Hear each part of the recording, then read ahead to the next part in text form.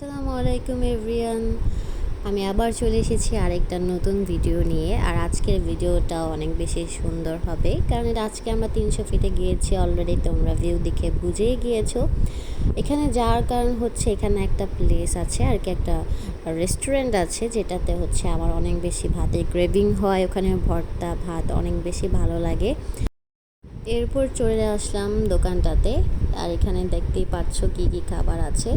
এখানে ভর্তা ভাত ভাজি সহ, এবং তোমরা এখানে হাঁসের মাংস, গরুর মাংস, কালা ভুনা, তারপর হচ্ছে আরও মাছের আইটেম পাবে। কিন্তু প্রতিদিন কিন্তু একই রকম ভর্তা আর একই রকম আইটেম পাবে না মাছের, কিন্তু মাংসের আইটেমটা সেমই থাকবে।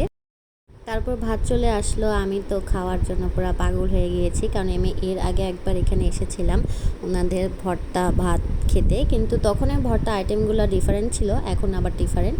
এখানে ছিল কচু ভর্তা, ডাল ভর্তা, মাছের ভর্তা, আলু ভর্তা।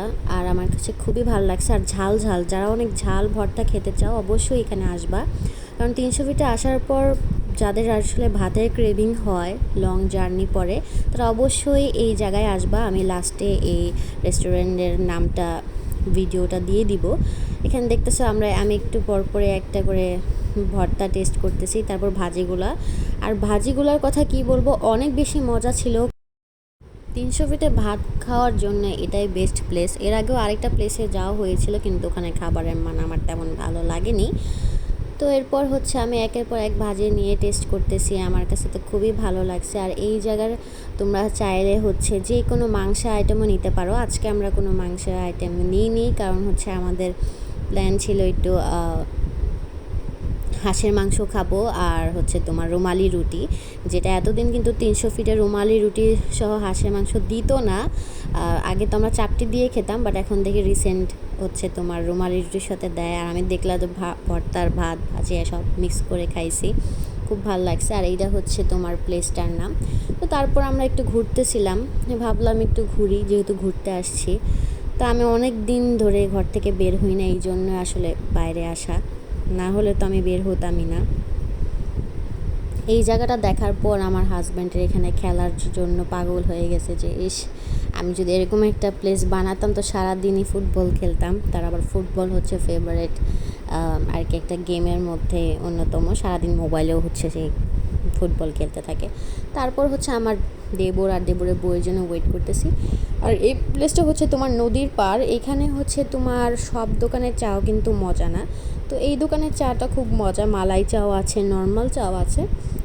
মালাই চাটা টেস্ট করে দেখলাম মোটামুটি ভালোই ছিল, কিন্তু আমি দোকানের ভিডিওটা করতে ভুলে গেছি, নেক্সট টাইমে অবশ্যই করব।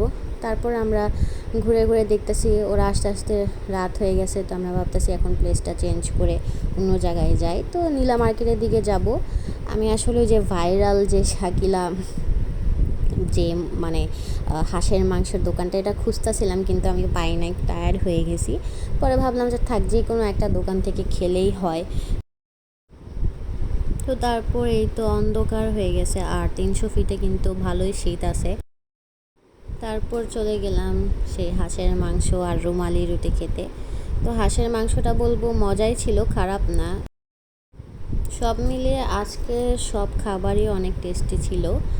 তারপর আর কি আমরা খাওয়া দাওয়া করলাম। আসলে রুমালি রুটি দিয়ে খাওয়ার মজাই আলাদা, এবং চাপটি দিয়েও কিন্তু অনেক বেশি মজা লাগে হাঁসের মাংস খেতে।